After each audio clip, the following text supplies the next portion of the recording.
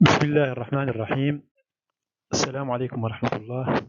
Mesdames, Demoiselles, Messieurs, chers collègues, bonjour. Permettez-moi d'exposer devant vous l'essentiel de ce travail intitulé Prédiction de la solubilité et des paramètres de solubilité de Hansen pour les composés organiques. Une approche basée sur la contribution du groupe selon le plan d'exposition suivant. Introduction, objectif de travail, méthode de contribution du groupe, la méthode développée, principe de la méthode, résultats et discussion, et enfin conclusion. Le paramètre de solubilité est un concept important qui peut être utilisé pour la sélection rationnelle des solvants. Le paramètre de solubilité totale de Hildebrandt et ses paramètres de solubilité partielle constitutifs, appelés aussi paramètres de solubilité de Hansen, sont largement utilisés pour la sélection des solvants appropriés pour des solutés donnés.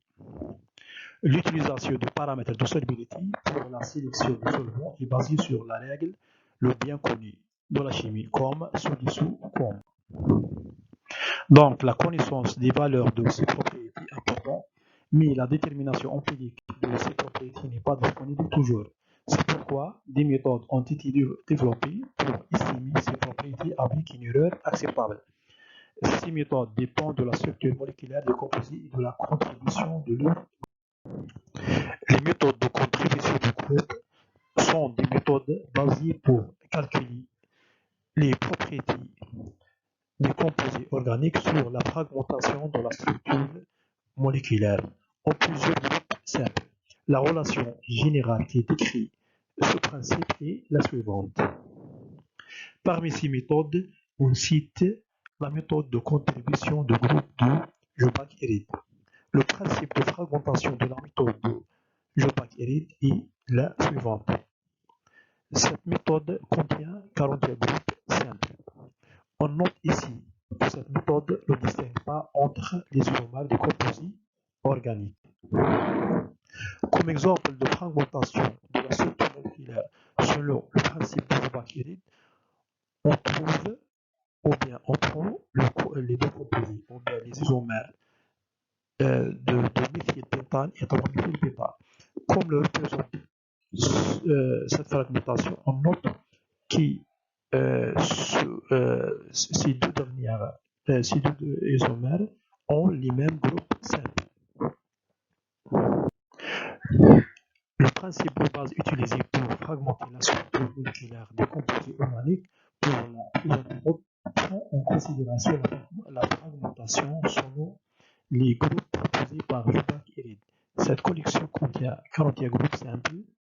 En plus des contributions des groupes, un coefficient joue le rôle des nombres digitales, permettant la distinction entre les isomères des composés organiques.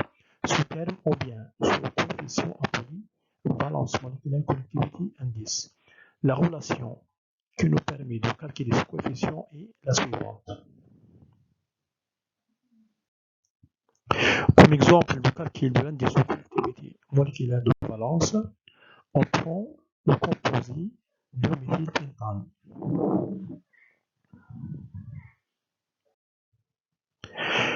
Les modèles mathématiques proposés pour développer cette technique sont les suivants. On note ici que ces modèles sont tous linéaires.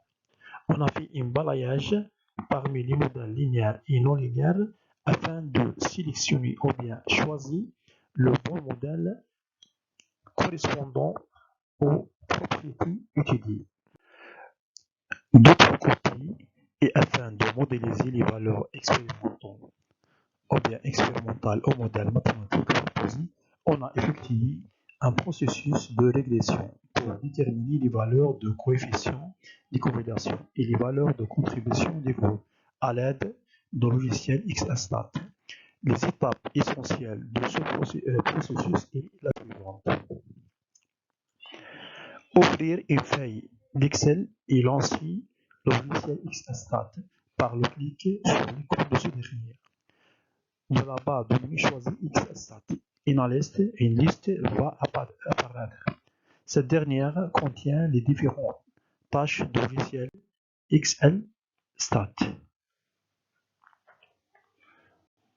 De la liste précédente, on choisit modélisation des données, puis régression linéaire. Si on veut une régression linéaire ou régression non linéaire, si on veut faire une régression non linéaire.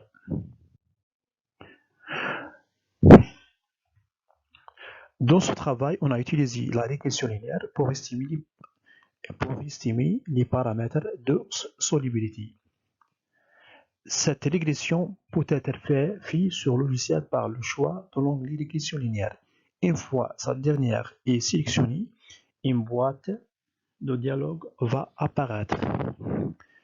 De la boîte précédente, on sélectionne une variable dépendante pour sélectionner les valeurs expérimentales de la propriété à modéliser, c'est-à-dire les YI, puis on choisit variable quantitative pour sélectionner les variables indépendantes, c'est-à-dire les XI. Après cette étape, on passe aux autres onglets de cette boîte pour sélectionner les autres paramètres, puis clique OK pour finir la régression. Une fois vous avez cliqué sur le bouton OK, le calcul concernant commence, puis les résultats sont affichés.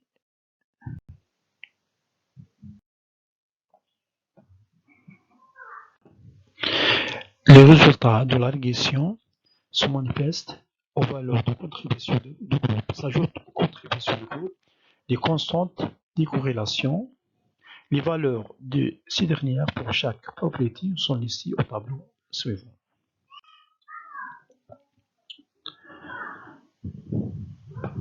D'autre côté, et afin d'illustrer la fiabilité de la méthode développée, nous allons représenter quelques sommaires statistiques des résultats obtenus à partir de la régression pour les propriétés utilisées, ainsi que des comparaisons entre la récente méthode et quelques méthodes de contribution du groupe.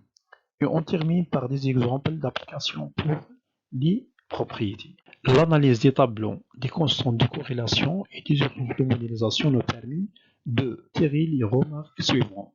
Les coefficients d'ajustement de la prédiction pour toutes les propriétés sont au global proches de 1. La chose qui montre que les modèles de la méthode proposée présentent une précision élevée.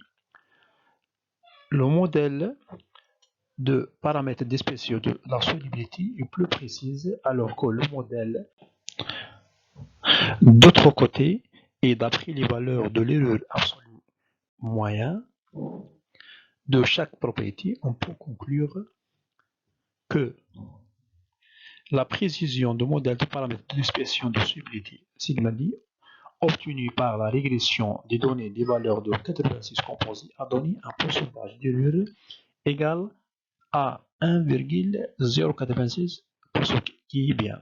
La précision de modèle de paramètres de dispersion de la solubilité sigma HP obtenue par la régression des données de valeurs de 87 composés a donné un pourcentage d'erreur égal à 2,817%, qui est acceptable. La précision de modèle de paramètres de dispersion de solubilité obtenue par la régression est de 4,33, qui est moyen maximal. Enfin, la précision de modèle de paramètres d'expression de la solubilité sigma obtenue par la régression est de 6,62%, qui est moins précise.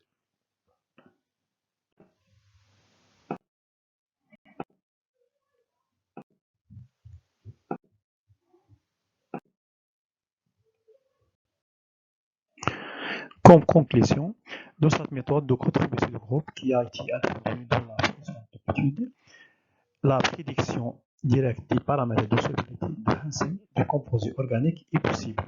Les valeurs de ces paramètres de solubilité sont calculées à l'aide d'équations linéaires. Le nombre de groupes étudiés est d'environ 42 groupes. Ces groupes constituent le même groupe utilisé dans la méthode de Jobak-Reed. La fragmentation de la structure moléculaire selon la méthode de Jobak-Reed n'est pas suffisante pour distinguer entre les isomères. La base de données utilisée ne couvre pas toutes les familles chimiques, comme les halogènes, et elles ne pourront pas les composer de 3 dimensions. La technique utilisée pour développer cette méthode a l'avantage de distinguer entre quelques différents isomères de composés organiques. Les résultats de la régression ont donné des valeurs de coefficient de corrélation comprises entre 0,94 et 0,95 pour le modèle de coefficient de solubilité de Hansen. Pour les travaux de futur, on propose les recommandations suivantes. Élargir la base de données pour couvrir toutes les familles chimiques et la plupart des composés organiques. Appliquer cette technique sur d'autres propriétés physiques et thermodynamiques. Chercher une méthode fiable et en même temps ne consomme pas beaucoup de temps si on veut élargir la base de données. Merci pour votre attention.